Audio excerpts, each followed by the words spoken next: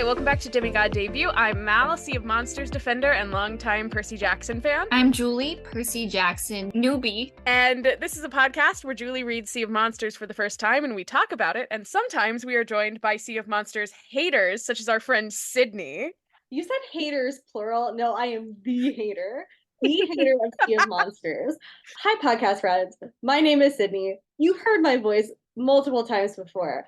But today, I am on this podcast to talk about how much I loathe boat books. Right, because you said that many episodes that you were on ago, and I cut it from the final recording because we recorded for like 2 hours. That we did. And that was ridiculous. And I was like, we won't need this. And then Julie and I have referenced it several times. So please explain your take on why it is a boat book and why it therefore is terrible.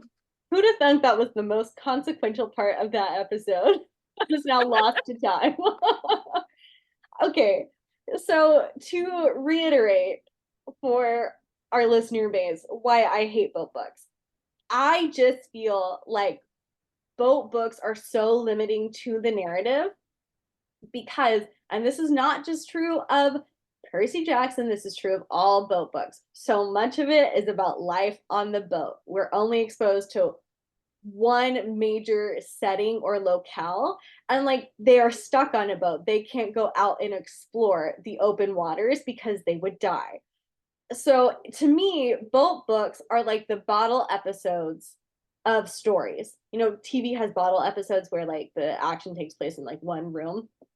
Brooklyn Nine-Nine has a really iconic bottle episode with Sterling K. Brown as a murderous dentist. That's a great bottle episode, but so often they're done very poorly, and I think most boat books are done very poorly. So therefore, I hate boat books. But see, I don't agree with the take that this is a boat book because it is not as if we are spending all of our time on one singular boat. Like, we have been on several boats doing several different activities. Like, it's not as if the entire time we're like on the Princess Andromeda. Like, it's, I don't know. Julie, do you agree with the take that this is a boat book? I don't think so. They spend multiple chapters not on a boat. So I'm like, they're hanging out at a spa. They're at camp in the beginning, you know. They're not always on the boat. And it took like 3 chapters for them to get on the boat. I was like, where is the boat stuff? I've heard about this alleged boat. Okay, but to be fair, so often you can't just start your narrative in a boat book on a boat because there has to be purpose. They have to be like reasonable in seeking the boat, right? They have to be motivated. So to me, this still qualifies as a boat book. And in fact, this could be considered a boat's book because you're right, there are multiple boats. So I guess, yes, slightly less hate because there are different kinds of boat settings that they get to visit, but it's still the same. Oh, we're on board the Princess Andromeda. It has these features. Oh, now we're on a Confederate ship. Oh, now we're on the Queen Anne's Revenge. Arg, mateys. All boats are the same. I do not care for them unless like I'm physically on one and reenacting the Lonely Islands. I'm on a boat featuring T-Pain. Good. Okay. Thank you for that. Can I just make a statement real fast? I mean, I'm really scared of what the statement is going to be, but yeah, what's this going to be? This whole episode is one long personal statement from me. So for those of you listening to the podcast right now, you can't actually see me because we don't post the recordings of these, but Mallory and Julie can. And right now, the sun, I'm recording this by a window, is so far in my eyes. I really feel like I need to go run and get a pair of sunglasses and complete this podcast like some kind of shock jock on the waves. Or like shut your blinds. Please do. Hold on. Her entire face is like stripy and she has gone to go get sunglasses. Yeah, this is so much better. Beautiful. I know, I'm the coolest woman you've ever seen. Wearing sunglasses in my bedroom. I almost hit leave meeting. One of these times you're actually going to do it and we're not going to let you back. I am the star of this. The whole reason is to get my reaction to this text. So right, I know. I'm getting a big head. But it's like kind of true though, because otherwise then I'm just like some idiot who's talking about Percy Jackson. Like, plenty of people do that. Well, Julie, I think, because we're in season 2, you can start to make demands because the network clearly renewed this. So you got to enter into better Ooh. contract negotiations. But she did make demands, and I started watching Succession and then stopped again. And Yeah. And you didn't finish reading my book.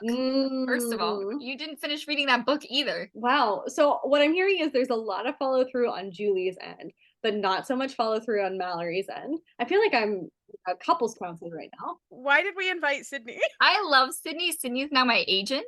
Thank you. I need at least a 20% raise for my client. You can have whatever cut you want, Sydney, just so you know. Whatever you want.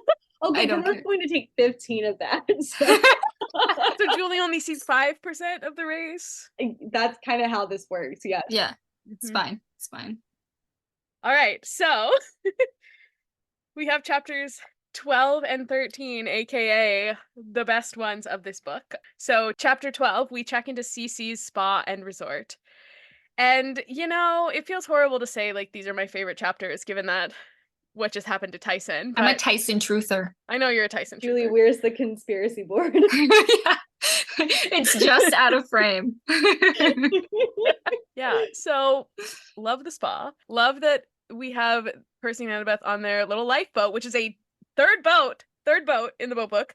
It's not even a boat, it's a dinghy. It is. But see, it's a third floating something. Yeah, because Annabeth has like fished Right. Percy out of the water, and then they have a few supplies, including their multivitamins, which is a surprise tool that will help us later. And then once again, it's talking about sales. And I just could not care less about sales. It starts off, and I quote, I woke up in a rowboat. Oh, sorry, it's a rowboat. This is factual. With a makeshift sail stitched of gray uniform fabric. Ugh. I do not care.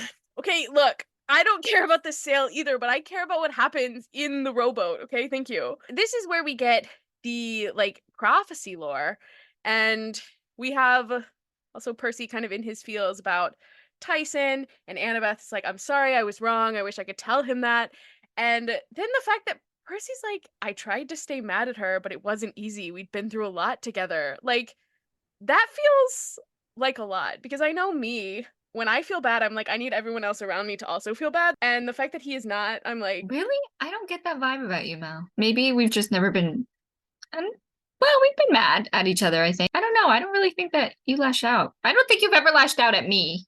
Let me put it that way. Yeah, I would agree with that. I think you internalize a lot, but I don't think you realize you internalize a lot. Yeah. You're good at hiding it. I think I want people to also be miserable. And so then I'm like shooting lasers at them in my mind, and it just never actually happens. A little bit of prophecy lore. Annabeth is like, I can't tell you. And Percy's like, no, Chiron can't tell me, but you didn't promise not to tell me. And Annabeth's like, I don't know the whole thing, but it warns about a child of the big 3 to reach 16 who will make a decision to either save or destroy Olympus.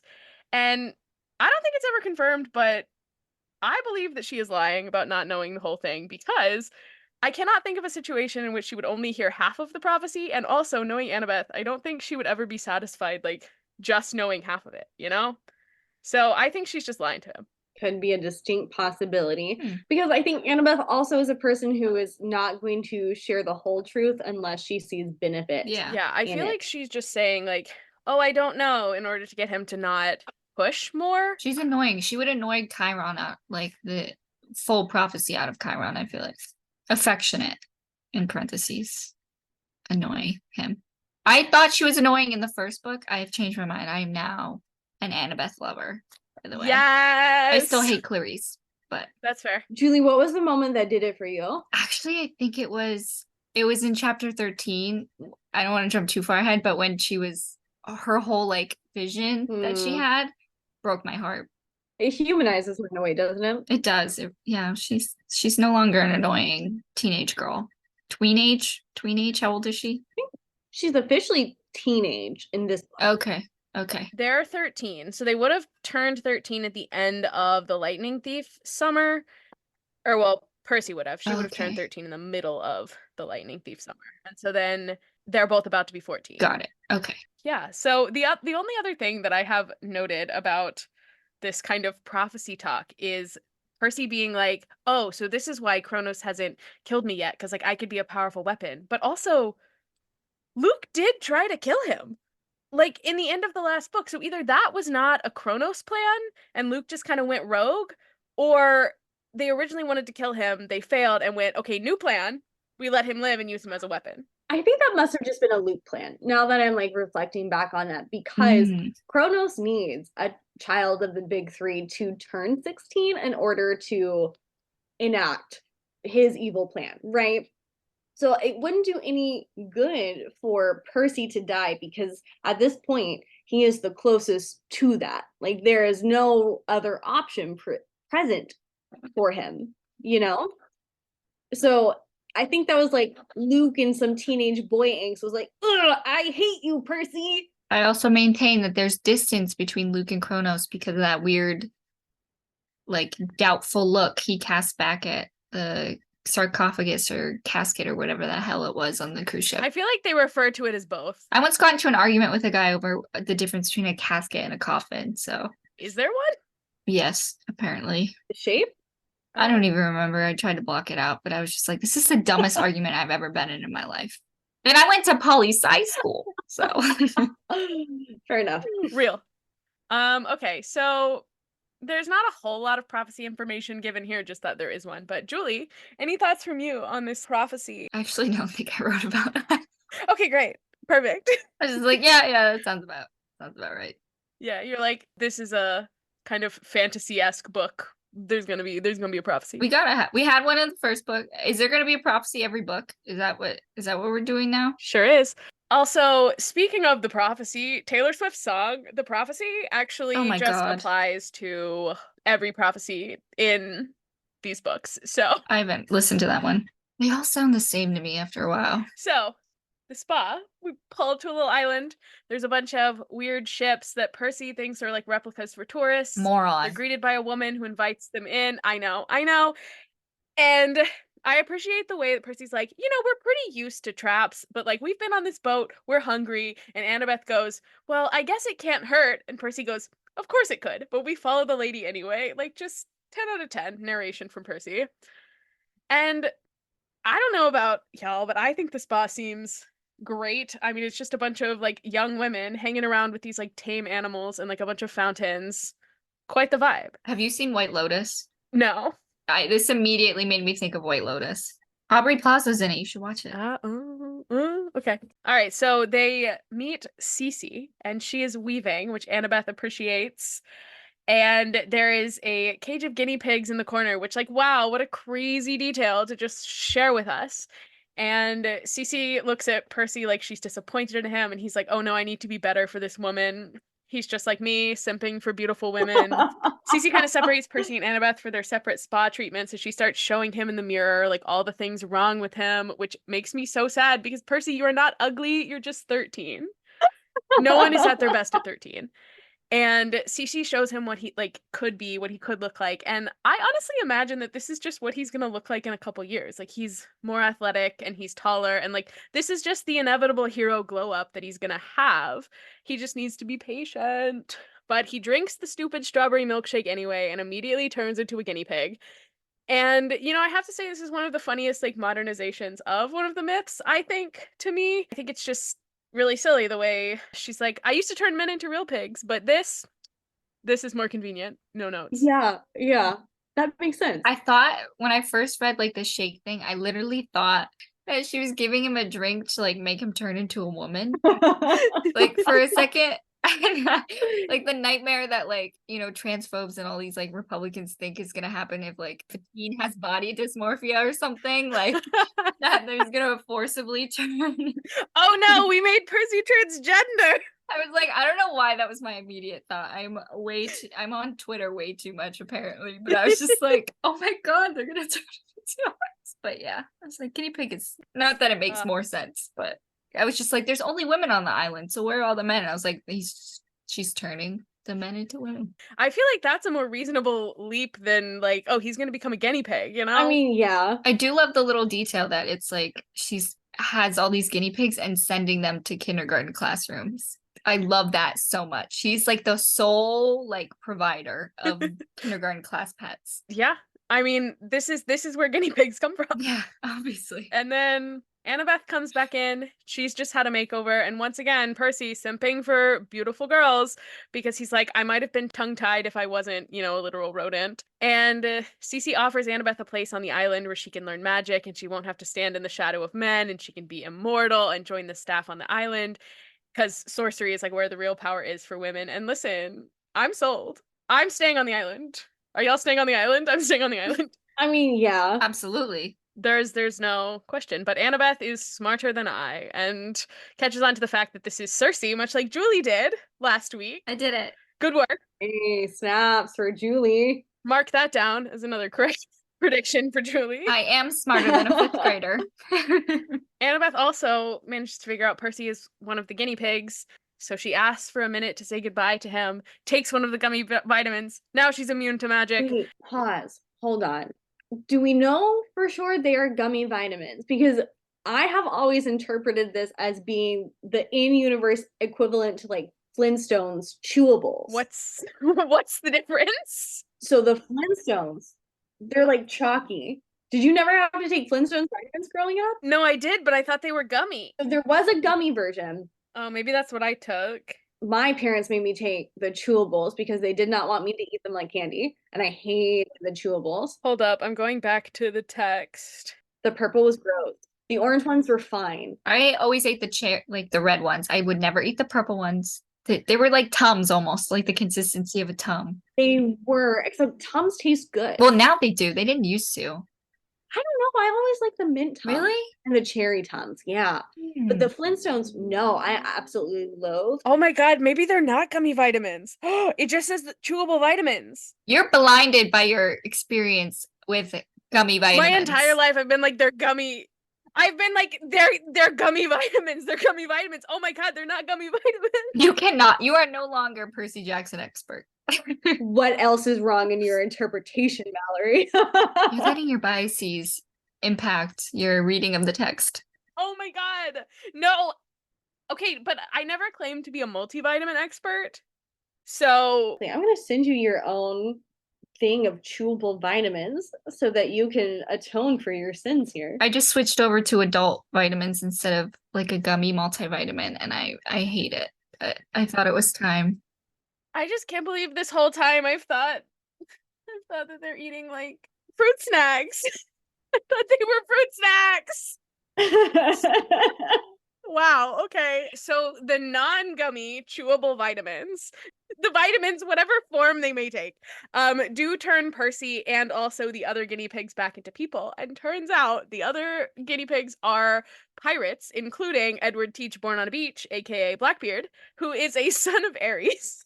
Do you think Steve Bonnet was also turned into a guinea pig? Oh, to me, it's the entire crew of HBO's Our Flag Means Death, The Revenge. It's all of them. Roach, Frenchie, they're all there. That's amazing. And Blackbeard is absolutely Taika Waititi. I feel like there's a crossover fic in that somewhere. No, okay. This is side tangent. The scene in season 2 where like Ed like washes up on a beach and there's a pig. I went, oh, Cersei's Island, as if this is like an actual thing. It's a real place. So like, let's go, guys. The Percy Jackson brain rot like goes so deep that I was like fully like, oh, this is when he gets turned into a pig by Cersei. Oh my god. Oh my god. As if this was an actual like part of Greek myth. So there's that. So Annabeth hugs him and she says she's glad he's not a guinea pig, and Percy blushes, probably because she wears fine things well. And, she's all done up from her makeover. No other reason. And the pirates are busy trashing the island instead of talking it through as a crew. So Percy steals their ship and he can just like sail it because he's the son of Poseidon, and, they're gone. It's whatever. Incredibly iconic scene. What else is there to say about this? Anyone else? Spot things, guinea pig things. I don't know. I mean, I feel like my work here is done because I've shaken the foundations upon which you have built your life. So I feel like I've been calling them gummy vitamins this whole time. I think you need to come out with a notes app apology regarding this. Yeah.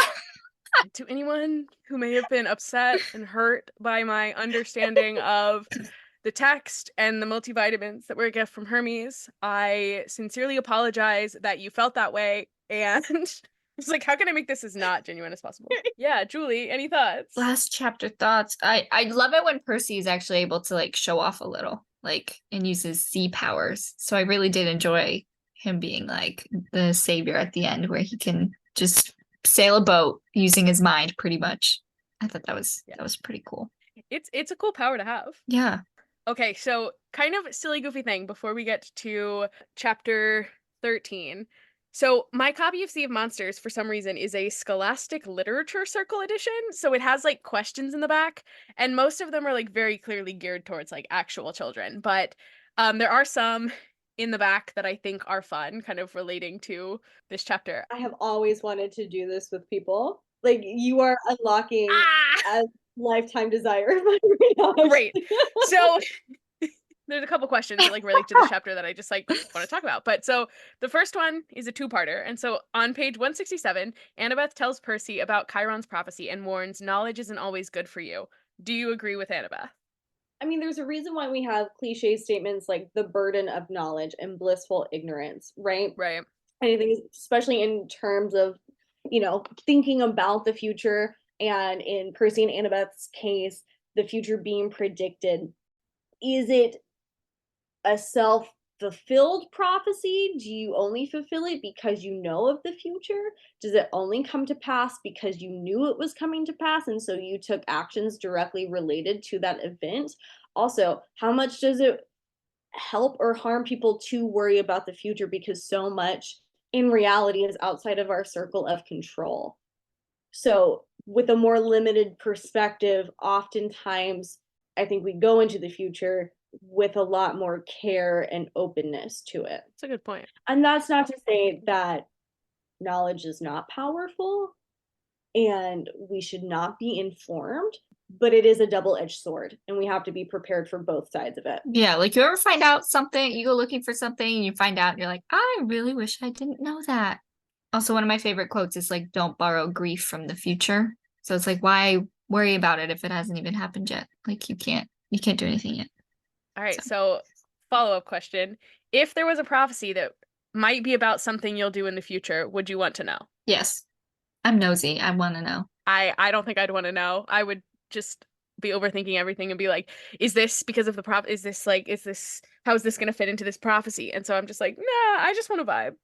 I think it would be better for me if I didn't know, but I think I would choose to know, and then I would regret that choice. Okay, so the second question is also a two-parter, and the first part is kind of dumb, and I feel like has kind of a clear answer, but so the first part is after Cersei turns Percy into a guinea pig, she tells him that he has unlocked his true self. Do you agree? And I feel like the answer is no, because like he's not a guinea pig.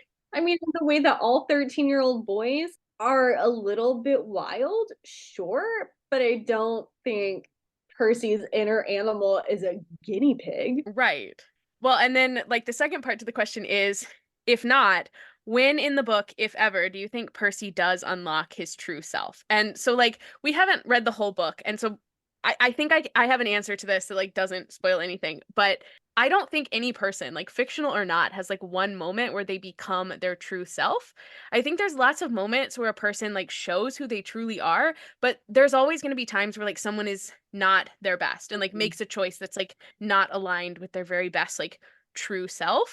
And so I don't really think there's one point where Percy like evolves into some like heroic true self, but I do think there's lots of moments where he shows his true self. And I think a big one is like the way he treats Tyson in the beginning. Like even when it was uncool and unpopular to be around Tyson, Percy like never takes it out on him. And he's also like very understanding of Annabeth and like the way that she's feeling. And I think like all the times that we get to see him care so deeply for like the people in his life, like that's when you see Percy be his true self. Yeah, and I would also add on to that and say I don't think we have one true self, because we change so many times over the course of a lifetime, because how could we not? And so I think we have versions of ourselves that are truest to who we are in that moment. And so I think that even alters for Percy throughout the course of one novel as well as the series. Because I would also say one of the moments where he is his truest, most heroic self is when he comes into his own essentially within this book because he is on the scene. Like he gets to harness Right. those powers. Other thoughts about the question, about the chapter before chapter 13? No CC Sabathia mentioned. Very Right. upsetting. Very upsetting. So sorry. It just always makes me laugh that they are so woefully unprepared to step into any situation having to do with Greek myths and lore because Annabeth, at least, she has the requisite knowledge. She's been training her entire life, and yet she's also equally as flabbergasted. And it's like, whoa, it's actually insert character here. I feel like it doesn't always make sense for Annabeth to not suspect anything at all. Exactly. So, chapter 13, Annabeth tries to swim home. I love an Annabeth chapter. The Annabeth chapter to end all chapters. This is the Annabeth chapter. Yeah, so we start with Percy like sailing with his mind. He's very good at it. But he also is kind of having a crisis because he feels like part of him is still a jumpy little rodent. They see some creatures in the water, avoid like one of the forges of Hephaestus, and finally, this is where we get the Annabeth Cyclops lore. Here it is.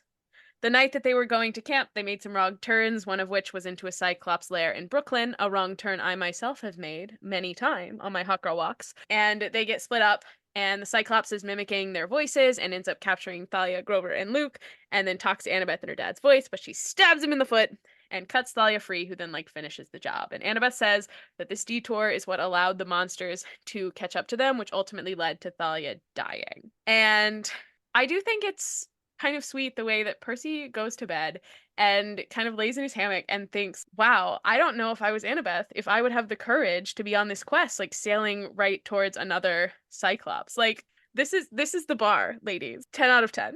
Anyway, any Cyclops lore thoughts? I love that it was in Flatbush. Hilarious.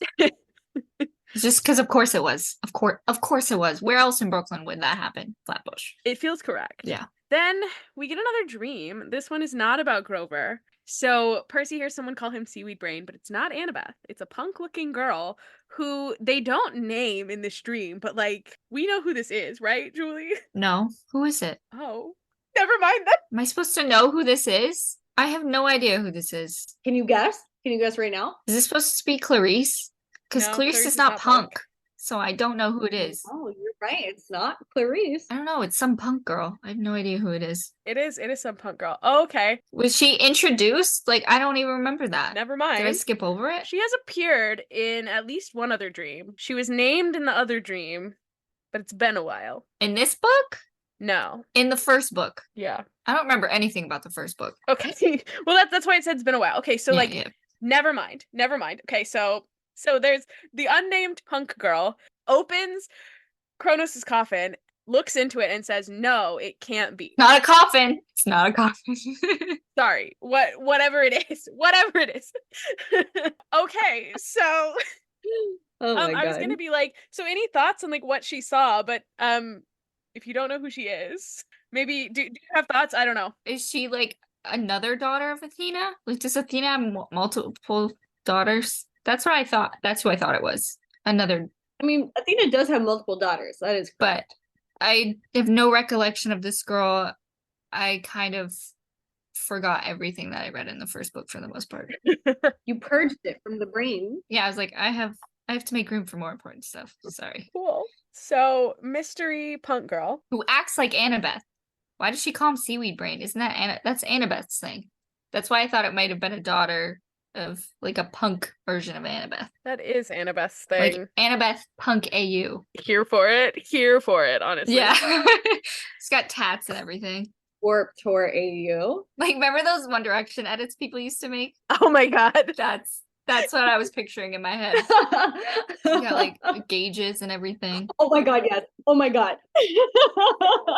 Okay. Anyway. I have a bunch more thoughts on the stream, so Sydney and I might need to have a spoiler meeting later to talk about it. Unbelievable. You're already replacing me. I'm getting the boot. We are exclusionary. We are excluding. I'm filing a complaint with the Equal Opportunity Office or whatever it's called. As your agent, you should. So Annabeth wakes Percy up and tells him that they're approaching the sirens, and that she wants to hear them sing the way Odysseus did, because you can learn what you truly desire and like gain wisdom and stuff, because she's a big old nerd. And so she gets all tied up. Percy blocks his ears with wax, and the sirens start singing, and she's crying and begging Percy to untie her, and he can't even look at her. And so there's big mistake number 2, because big mistake number 1 is that they both forgot to disarm her. And so she cuts herself free, jumps into the water, and so Percy has to go after her. And when he catches up to her and grabs her, he's able to see the sirens, how she sees the sirens. And it's her parents back together in Central Park in like a version of Manhattan that she designed. And like Luke is there and he isn't evil. And I do have to say though, that like when reading this in the past, like as a kid, I was like, why isn't Percy there? Like it used to really bug me that like he is not in this perfect vision of life that she has. I was like, oh, why is he not there? But I think, you know, the sirens kind of show you things that you can't have, and she already has Percy. Like she's got him on lock. And so Percy has to like pull her underwater because they can't hear the sirens underwater. He creates a little like air pocket for them under the sea. And now that she can't hear the sirens anymore, she just like starts sobbing, and Percy just holds her. And I'm just such a sucker for moments like this where like someone is having a breakdown. Her comfort. Yes. And the other one is just like holding them. Oh. And then I'm also obsessed with the curious fish that come by, and Percy like tells to leave, and he's like, I know that they're gonna go off and spread rumors about the son of Poseidon and some girl in the bottom of Siren Bay. So good. So good. And then they get back on the ship, and Percy tells Annabeth that he saw her vision. And here's a quote that lives rent-free in my head. My fatal flaw. That's what the siren showed me. My fatal flaw is hubris. I blinked. That brown stuff they spread on veggie sandwiches? She rolled her eyes. No, seaweed brain. That's hummus. Hubris is worse. I will say that every time I purchase hummus, eat hummus, think about hummus, I do think about this particular part in Sea of Monsters, because it wiggled its way into my brain the first time I read it, and it has never left. I did not know what hummus was when I first read this. Wow. My family did not believe in eating vegetables. Did you not grow up eating snack plates for lunch No. over the summer? Okay, no chewable vitamins, no snack plates. What even was your childhood? I don't think I ate hummus as a child. What condiment would be your fatal flaw? Personally, mine would be queso. Ooh. Guac. Can I call it a condiment? Yeah. If queso counts, guac Yeah. counts. Yeah. Maybe what kind of dip? Because hummus is technically Yeah, a a dip. salsa all the way. All day, every day. I always fill up on chips. We're some Tex-Mex bitches. Yeah. Yeah, we are. Julie, what's your excuse here? I have a cosmopolitan palate. Wait, can I do a fun question? Yes. I have this question in my notes because he talks about I don't have the text in front of me, so I don't remember. But he says something about like the siren songs making you want to take like a fiery nosedive. Yes. Yes. So I want to know what song would make you take a fiery nosedive if you heard it. Any of Hosier's discography. I hear Francesca, I'm jumping, I'm swimming, I'm trying to get to that Irish bogman. Oh, so we're going good, because I heard fiery nosedive, and I'm like, wait, is this not the same question as when we were like, what song could you scare off the Stymphalian birds? We could do good and bad. Oh, I like doing good and bad. Like fiery Yeah. nosedive in that, like I want it to be all consuming, so that's good. Fiery nosedive. Oh, currently for me, worst song I've ever heard. Karma, Jojo Siwa's version. Oh my god. I haven't listened to it. I don't want to. I'm too scared. I can't stop thinking about it, and I want to purge it from my brain. Dream gets on my podcast, Sydney. Oh my god. Okay, wait, Julie, what are the songs that you would like jump off for? Good song, I think, would be Lonesome, Sabrina Carpenter. I am a Sabrina Carpenter stan. I will die for her. I'm obsessed with her. Bad song? I'm trying to think of songs that I heard during my retail job that made me want to kill myself. Oh, yeah. The Colby Calais, Santa in the Sand or something. It's really weird. We used to play it at Justice, and it's like about Santa in his bathing suit. It's the weirdest thing. ever. It's disturbing. I hate it. And the music video is very weird. Christmas in the Sand is what it's called. Oh my God, I do remember that they used to play the music videos. Injustice. Oh geez. Is she having relations with Santa? That's kind of what it sounds like in the song. Can I do a dramatic reading real quick? Please do. Please do. Okay. I love Christmas in the snow, but Christmas in the sand don't end. I'll tell you, that's where it's at. Hawaiian tropic on my skin, a candy cane of peppermint, a hint of cocoa on my lips. It could have been the sun. It could have been the sea. It could have been my childhood fantasy. I saw Santa in his bathing suit, tried to catch a wave, but he tried too soon. He laughed so hard that he could barely breathe and washed up right next to me. He said that you look naughty, but I'm sure you're nice. He was soaking wet, but he cracked a smile with a present in his hand.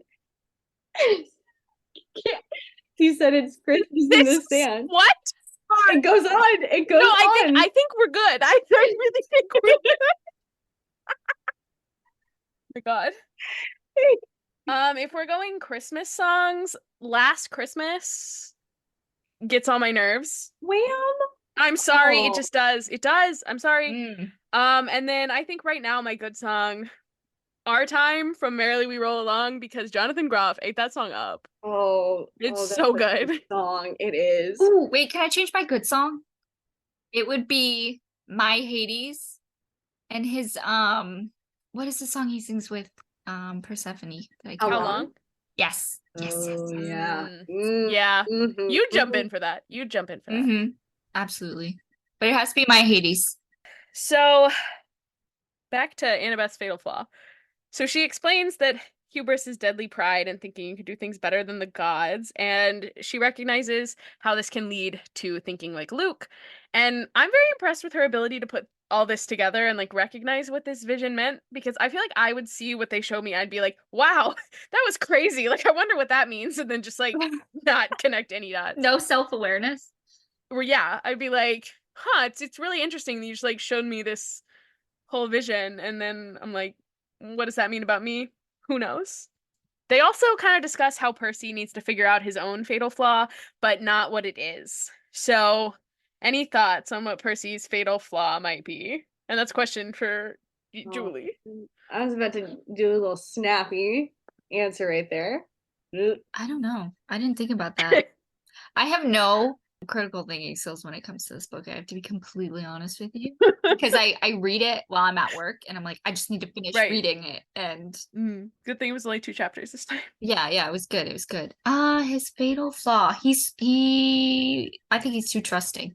He wants to help people too much. That's what I'm gonna go with. Interesting. I like it.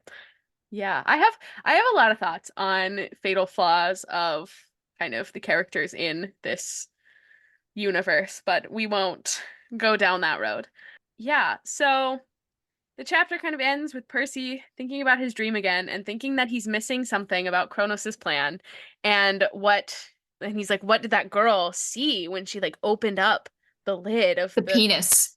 That's what she saw. I have it in my notes. Like I have to make a Kronos penis joke if Julie doesn't. So thank you for doing that. And so, chapter ends with our dynamic duo arriving at their destination, the island of the Cyclops. And that's, kind of The saddle-shaped island. the saddle-shaped island. Another reference to it being saddle-shaped, and I still don't know what that means. Is that supposed to be important? I don't remember that like being important later on in the story, correct? It's not. It's not, I don't It's think. the weird shape. Yeah. I really like having these chapters like one right after another, because I feel like they kind of mirror each other really well, because in both you kind of have one of them kind of succumbing to their desires and like having it get the best of them, and the other person like having to save them. And I thought a lot about, what would Percy have seen from the sirens, like had he been listening.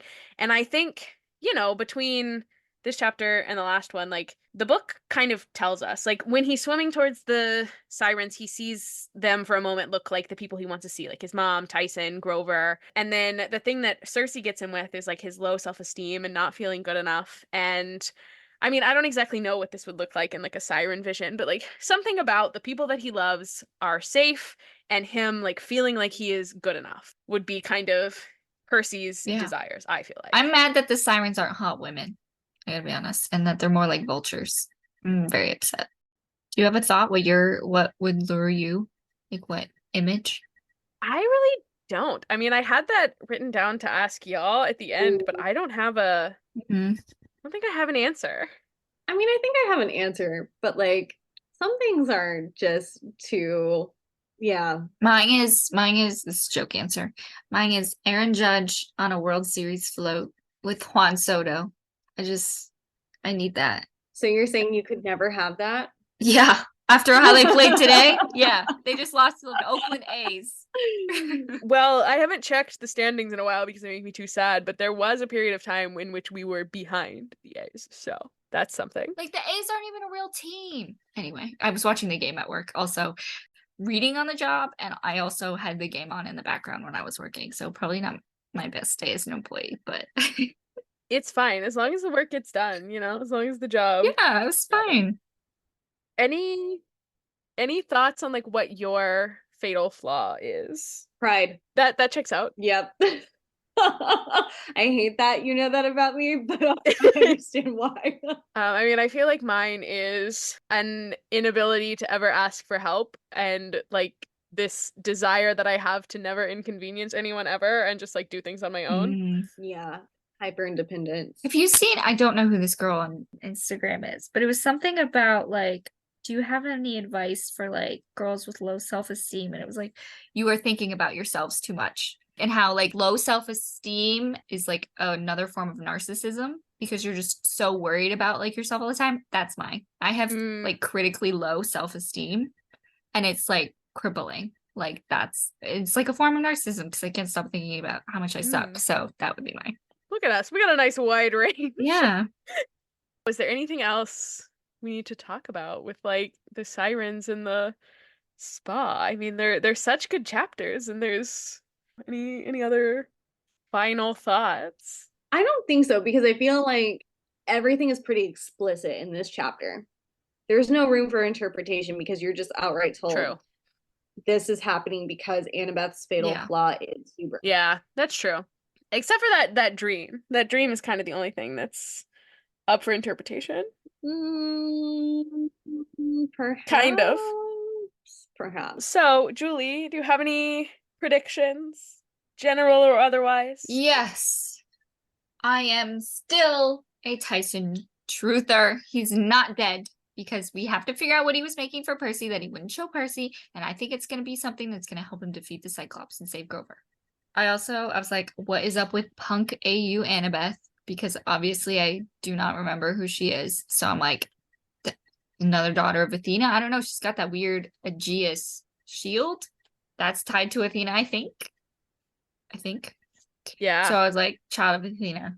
That's what I'm going with. And then I have the next 3-chapter title predictions. Okay, let's hear them. Let's go. Chapter 14, we meet the Sheep of Doom.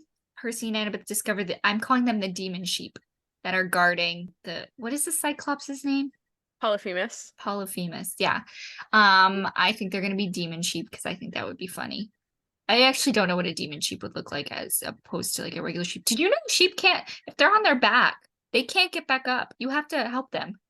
Oh, I have heard that. Yeah. Have you seen the video of this guy going to help like a little cute like black sheep? It's so sweet. Yes. It was so adorable. I love those videos of like people helping wildlife, like sloths cross the street or something. This gets me every time. So maybe someone will help a demon sheep cross the street. Yeah, or like he's flipped over, so they gotta put him right back. Maybe that's how they defeat them. They flip them all on their backs.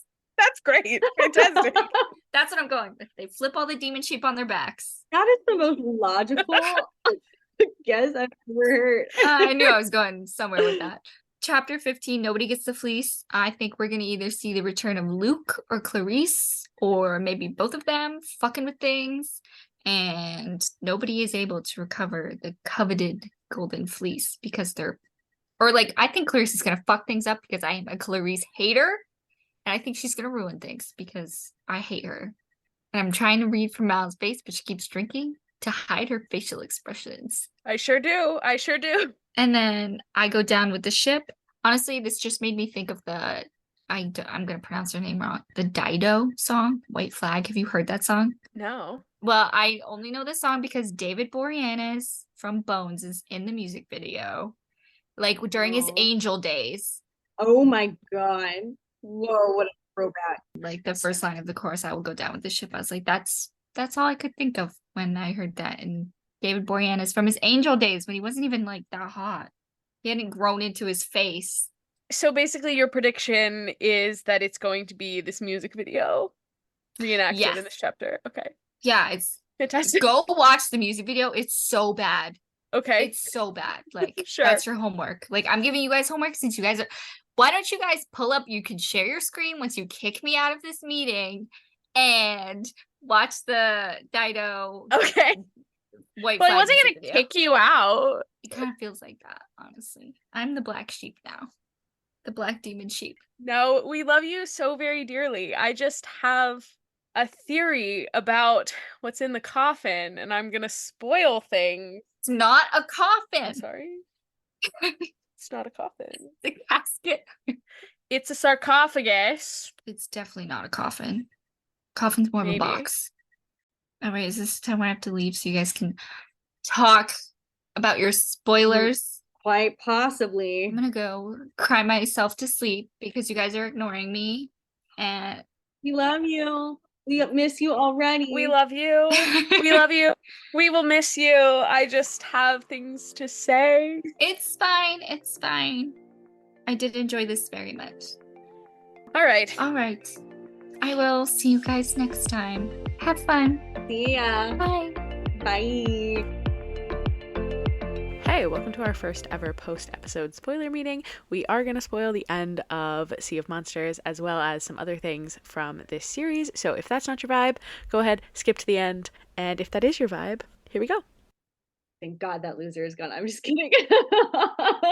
So number one, I so expected her to clock that it was Thalia in the dream. I know. I'm shocked. But honestly, I think it's exactly what she was saying. She did not pay attention. I know. And so now that's kind of biting her in the booty because now look at that. It's coming back. Well, because I'm like, is this ending gonna just absolutely come out of left field for her? I'm convinced it might at this point. I love this. I really, really love this.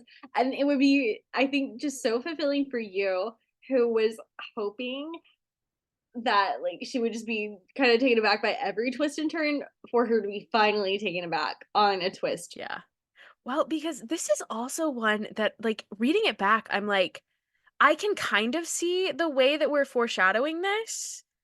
But, like, if you're not looking for it, if you're not looking for something to, like, something major to happen at the end of this book, like, you're not looking for something major to happen at the end of this book, you know? Like, this reveal, like, threw me for a loop, honestly. So, I hope it also throws Julie for a loop. Okay, so my coffin dream thoughts. In the dream, she opens the coffin, looks down at it, and is like, no, it can't be. And so I've always kind of read that as like her seeing what we eventually open the coffin and see, aka like Luke. Right. But rereading this, it feels like their plan A right now is to get the fleece and use it to like speed regenerate Kronos and then use it to bring Thalia back so she would be on their side. So I think at this point, like, using Luke is plan B, if that. Because I don't think it would be Luke in the coffin because that's just not what their plan is really. I also don't think that if she just looked down and saw like whatever a Kronos physical form would look like I don't know that it would get the like, no, it can't be reaction from her. So this is where the theory gets a little crazy, but I'm like, are we foreshadowing her return here and it's actually like herself in the coffin? And so that like made me you're making such a weird face.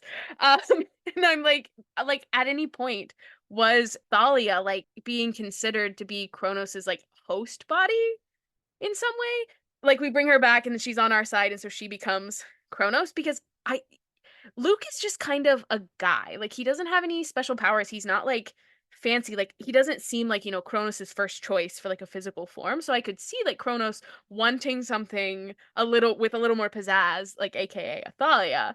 But I don't know. I'm going to push back against this because I think it goes back to what we talked about earlier, in that he needs a child of the big three to turn 16 to enact the prophecy. So he can't inhabit Thalia because he needs her to turn 16.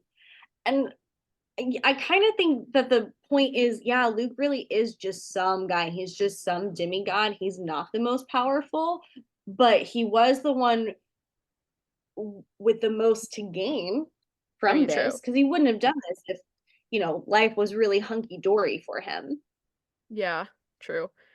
I don't know. I was thinking about like what's the point of this dream? Like, why is it included in this story? Like, where it's included? And it's the way that Percy kind of thinks back on it and is like, I feel like we're missing something about Kronos' plan. And like the thing that they're missing is the plan to like bring Thalia back with the fleece. Like, that's the part of the plan that they're missing. Right. And so I'm like, if you're foreshadowing that in this dream, then it doesn't necessarily make sense for like Luke to be the thing that she sees in the coffin, But I mean, also think about it from Thalia's perspective. Who knows how much consciousness she has as a tree? Wouldn't it be shocking to you if one of your closest friends in the universe committed their body to a fascist? Yeah. Well, and maybe it is just like her literally taking Percy's place, because, in Battle of the Labyrinth, when they do open the coffin, it is Percy who does it. And so maybe this is like showing that, like, foreshadowing that like Thalia is coming and like she's about to step into this role. Yeah. Maybe it's also that. I don't know. I was like, there's something weird going on here. And yeah, because the like it being her doesn't necessarily make sense, but I was like trying really hard to make it make sense. I mean, I can understand like where like you could go with that, but also keep in mind that I think a lot of the plot of the whole series was written as the books were written itself, like there was not maybe the maximum amount of forethought. Yeah, but I mean, I'm also thinking like, because like Julie pointed out, there's the moment where he like looks kind of unsure, and then you also have the moment where he like goes to Annabeth and is like, run away with me because like this is the last chance, otherwise he's going to use the other way. So it's like Luke is not 100% bought into the plan to like become Kronos, is also the thing. No, because how scary is Yeah, that? yeah. I mean, I know, but he is Anakin Skywalker. Anakin Skywalker was not even bought into the whole plan. I will die on this hill. Yeah. But like, imagine you're 19 and you're about to like give your mortal consciousness up. Like, wouldn't you kind of maybe be on the fence? Like, oh wait, I'm not so sure if this is the best idea for me. I mean, right. What a character Luke is. Well, thanks for hanging out. Thanks for letting me talk my nonsense at you. Of course. Any parting final thoughts? Sea of Monsters is the least intolerable boat book I've ever read, but it's not my favorite. Art is subjective. Right. And we're going to make you come back in 2 weeks for the finale. Hooray! Next week, we've got chapters 14 through 16 and some more general nonsense. So stick around. Love you, bestie. Bye. Thanks for being here. You're welcome. Anytime. Bye. Bye.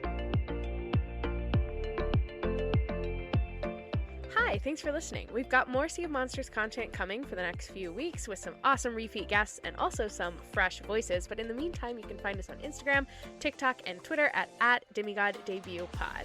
See you next time. Bye!